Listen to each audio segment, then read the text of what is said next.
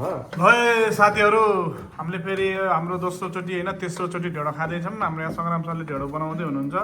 उहाँले पुरा भएन सर ढेँडो उडालेको झाडु लाग्दो भयो मस्काउनु। यो ढेँडो हो अस्ति हामीले खाएको थियौँ। अब आज चाहिँ सङ्ग्राम सर अनि कन्ट्याक्ट गर्नु मलाई होइन बुद्धि सरलाई कन्ट्याक्ट गरिदिनु।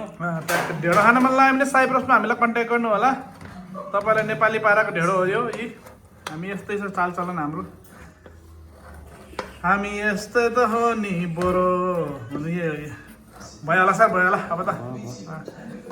यो हाम्रो ढेँडो सर ल यो ढेँडो खान मजा। अब यो ढेँडो चाहिँ दाजुभाइ मिलेर मजासँग अब केसी खाने आज ढेँडो सर। हजुर आज यो ढेँडो केसी त तरकारी यता होला होइन। तरकारी यहाँ छ, तरकारी यहाँ छ।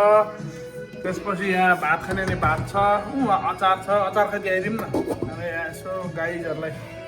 यो अचार पुरा सिद्राको अचार, यतापट्टि च्याउको अचार होइन। हाम्रो सेफ सर है हातमा दाबीले लिएर हातमा खायो। साइप्रसमा आएर ढेँडो खान पाइयो, नेपाली खाना खान पाइयो, धेरै खुसी लाग्यो। र तपाईँलाई धेरै धेरै धन्यवाद यति मिठो खानाको लागि। ल धन्यवाद धन्यवाद। है गाइस यहाँ हाम्रो सङ्ग्रामले ढेँडो बनाउँदैछ। ढेँडो आलु गर्दै हुनुहुन्छ। ल है यहाँ अब सङ्ग्राम सरले ढेँडो बनाएको आज साथीहरू हामी ढेँडो खाँदैछौँ। साइप्रसमा आएर सङ्ग्राम सरको ढेँडो पनि भ्याइसक्यो। सर कस्तो छ सर ढेँडो? एकदम बब्बाल हो खै एकचोटि खाएर देखाउनु त। ढेँडो भन्ने सिद्राको अचार बब्बाल। ल यता छ यो सिद्राको अचार यतापट्टि छ होइन। अनि त्यसपछि यहाँ मेरो ढेँडो चाहिँ यहाँ छ। म चाहिँ क्यामेराम्यान हो। क्यामेराम्यानको ढेँडो सर्लकै छ। यतापट्टि आले छ। आलेले खाएको हेर्नु त कस्तो मजाले खान्छ आलेले।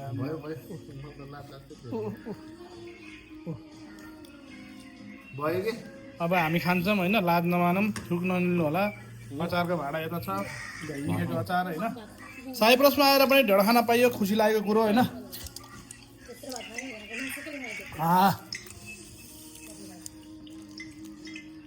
ल है साथीहरू गाह्रो पिरो नमानौँ, यस्तै चाहिँ जिन्दगानी के भन्नु है। विदेशमा आएर ढेँडो खान पाइएको छ है। ढेँडो यो भटमास नै हाल्यो यहाँ। चित्रको त दामी भन्छ यार है। ल यस्तै छ साथीहरू साइप्रसको जिन्दगी, काममा काम हो होइन, माम हो। नेपाली खाना खान पाउँदाखेरि एकदम मन रमाइरहेको छ। साह्रै मजा आयो। मनैदेखि धेरै धेरै धन्यवाद।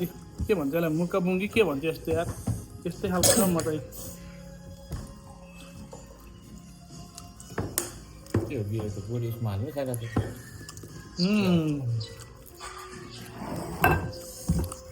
टेक्नोलोजी हो जस्तो।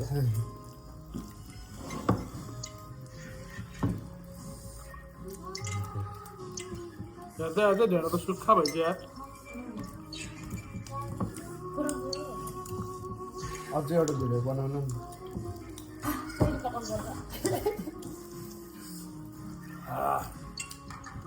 झाडु खालेर भ्याइयो, भोक लाखा ढेँडो खानै पऱ्यो सर।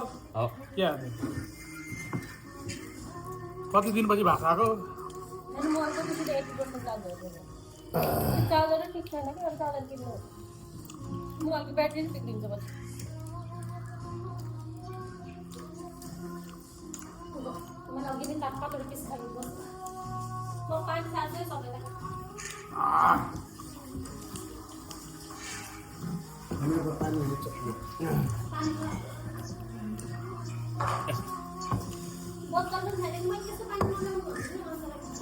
यो कोक थाल्दिन न।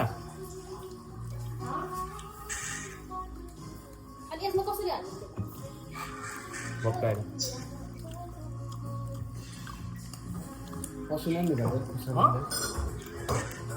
आज त च्याउ, माछा, बुङ्गुर, भुइँमा हिँड्ने पनि भयो, जमिनमा फल्ने पनि भयो, पानीमा पढिने पनि भयो, सबै भयो।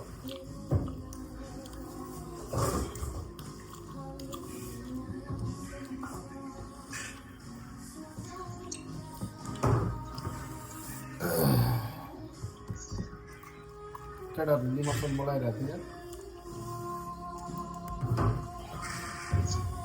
मलाई सोल्टीले आउनु है सोल्टी जसरी भयो भने अलिक पानी छ यो मैले दुध हालेको त्यो पपीको होइन डल्ले त टोकेकै छैन यार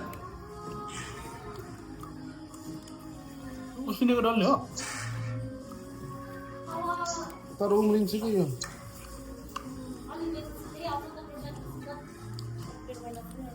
ल साथीहरू भिडियो खायो तपाईँलाई धेरै धन्यवाद भिडियो हेरिदिनु भएकोमा ठुक्न नलिनु होला अर्कोचोटि आउनु होला खानलाई हामी सम्झेर है साइप्रसमा छौँ हामी ल